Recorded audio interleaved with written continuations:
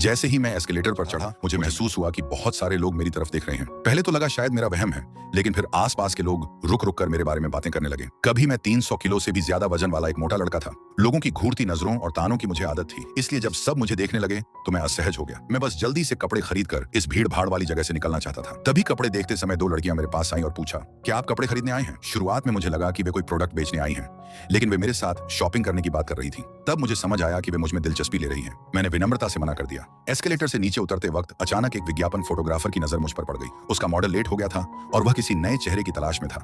जैसे ही उसने मुझे देखा, वह मेरे पीछे पड़ गया और जबरदस्ती मुझे मॉडलिंग के लिए ले गया। मुझे एक महिला मॉडल के साथ कपल आउटफिट्स की शूटिंग करनी थी। शूट शुरू होते ही फोटोग्राफर हैरान रह गया।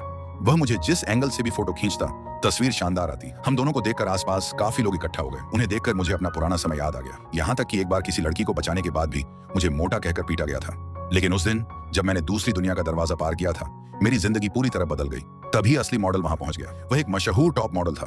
उसके आते ही सबकी नजरें उसकी तरफ चली गईं, लेकिन उसका व्यवहार बेहद घटिया था। वह महिला मॉडल से फ्लर्ट करने लगा और बार बार उसे परेशान कर रहा था। जब मैं उसे रोकने की कोशिश करी, तब वह मुझसे लड़ने लगा। उसने मुक्का मारना चाहा और अगले ही पल मैं उसे जमीन पर पटक चुका था। लड़ाई खत्म होने के बाद मुझे चिंता हुई कि कहीं उसके फैंस मुझे बुरा ना कहें, लेकिन उल्टा हुआ। सभी लोग मेरी तरफदारी करने लगे।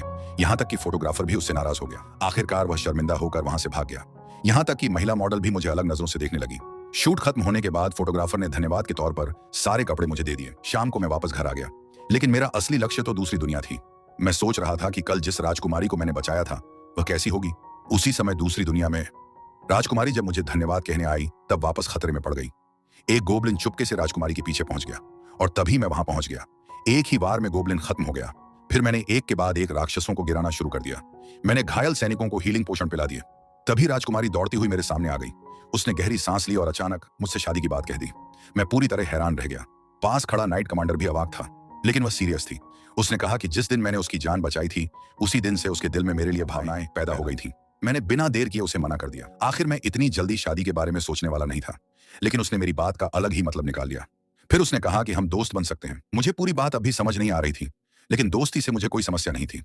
कुछ देर बाद वह अपने गार्ड्स के साथ वापस चली गई। जाने से पहले उसने मुझे एक निमंत्रण दिया। राजा खुद मुझसे मिलकर मेरी बहादुरी के लिए धन्यवाद देना चाहते थे। मैंने वादा किया कि वीकेंड पर महल जरूर आऊंगा, ताकि मैं भूल ना जाऊं।